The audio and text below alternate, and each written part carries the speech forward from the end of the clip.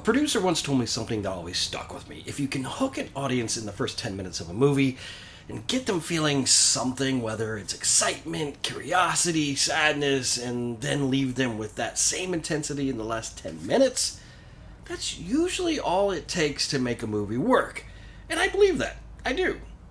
And I think The Accountant 2 kind of knows that too. It's aiming for that formula, the beginning. It's intriguing, the ending, emotional. The problem, though, is that everything in the middle.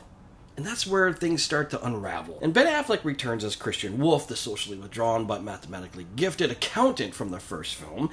That first one actually caught me off guard in a good way, and it blended action and character in a surprisingly thoughtful way. And you had this unusual protagonist, a high-functioning autism meets numbers meets precision-driven violence. And that film felt fresh. It had personality. It had quirks. Affleck didn't overdo it. He kind of just sat in that role and it worked. There was a focus, a purpose. But in this sequel, you still have Christian. You still got his brother Braxton, played by John Berthel. And you've got Gavin O'Connor returning as the director, which on paper is promising. And O'Connor is no stranger to emotionally charged material. He's the guy behind Warrior, Miracle, The Way Back films that managed to hit that emotional rhythm without losing the pulse of the character. But here, it's like everything between the bookends, the opening and the final, is kind of wandering.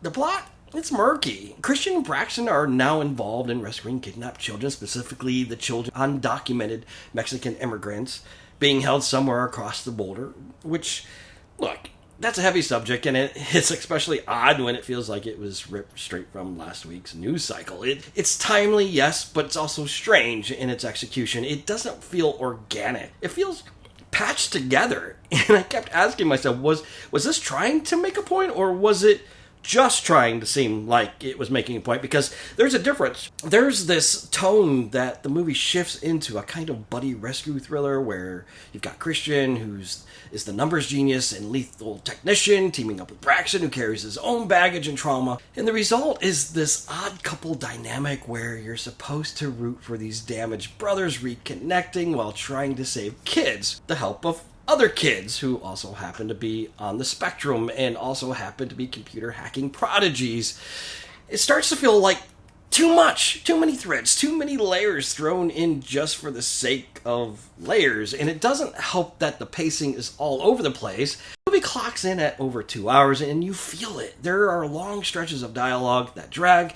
There are scenes that seem to be there just to tell you what's going on rather than let you experience it. And some of the action beats, when they do happen, feel like they were pulled together by a playbook written in the late 80s and not in a nostalgic way. And I've noticed this trend creeping back in where modern action films dip into that retro style of violence without bringing anything new to the table. And The Accountant 2 does this too often. But what's wild is that there are few flashes of brilliance. There's one scene in particular where Braxton's introduction, you never see what he does, you just get the aftermath. It's quiet, it's clean, and it says more about him as a character than any monologue could, and I love that. It reminded me of how powerful restraint can be in film, and that's rare in action movie.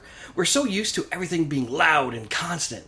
Think of John Wick, right? The choreography is meticulous, the camera movement, the rhythm, all part of the visual language. It's why people love these movies. But here, that kind of finesse isn't really present. The action either plays it too safe or leans too far into overkill without consequence. It becomes background noise. And I kept thinking, if you've got characters this unique, why not build something fresh around them? There's a subplot with Christian attending a speed dating event, and it's oddly touching. He manipulates the app's algorithm to match with people who statistically fit his preferences. It's kind of hilarious, but it's also tragic because it says so much about his character. The inability to connect emotionally, even when everything is mathematically aligned. And that moment lingers. Same goes for the sequence in the country bar with line dancing. Again, no action, just human behavior. And those are the moments I wanted more of. The film doesn't trust them enough, though. It keeps rushing back to the formula. You start to wonder, what kind of movie is this trying to be? A darkly comedic character study, a grounded superhero origin story, an immigration allegory wrapped in ultra-violence? Because it's kind of tries to do it all.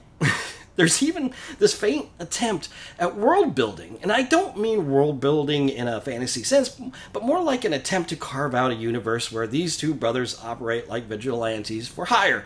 Almost like a low-key X-Men vibe, just without the superpowers. And I don't know if that works here. The tone doesn't quite support it. The stakes don't feel that high, and the world just doesn't feel built.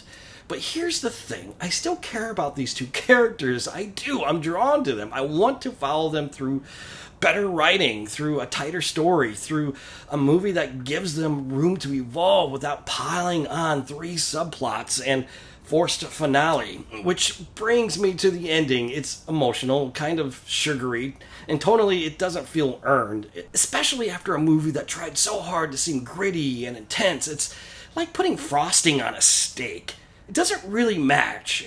I wouldn't say The Accountant 2 is a bad movie. It's just frustrating because there's something there, something that could have worked with a little bit more faith in character and a little less obsession with plot mechanics. It's probably one of those movies that I'll throw on again someday, late at night, background noise while folding laundry or answering emails. It's not one I'll be rushing to recommend. Unless you really like the first one, in that case you might still have a good time. But for me, this one felt like a missed opportunity, a swing with the right players and the right coach, just not the right playbook. Please share your thoughts in the comments. Did you love it? Hate it? Let's start this conversation. Thank you so much for going on this film journey with me, and as always, be real. I like camping. So do I. I thought I saw an Airstream in one of your photos. Yes, that's my home.